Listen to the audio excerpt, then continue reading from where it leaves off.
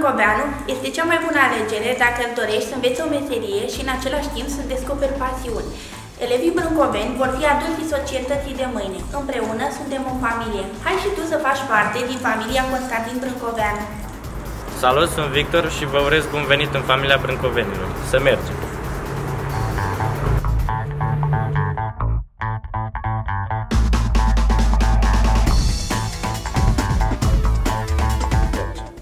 Suntem în holul cancelarei, în curând o să vorbim cu doamna director, dar și cu domnii profesori. Dragi elevi, vă așteptăm să faceți parte din marea echipă a brâncovenilor. Vă așteptăm cu o paletă de specializări diversificată.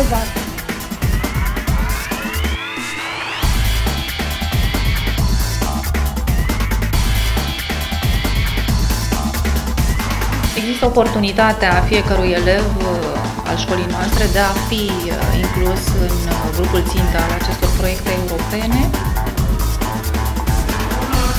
Intrăm în laboratorul de producție media să vedem cum se desfășoară ora aici.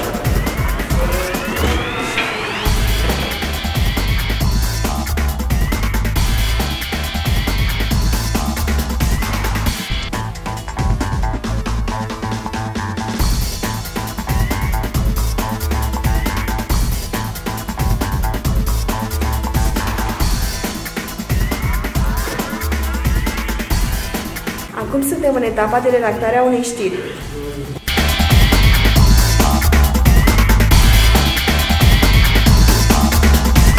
După ce știrile au fost redactate, trecem la montaj.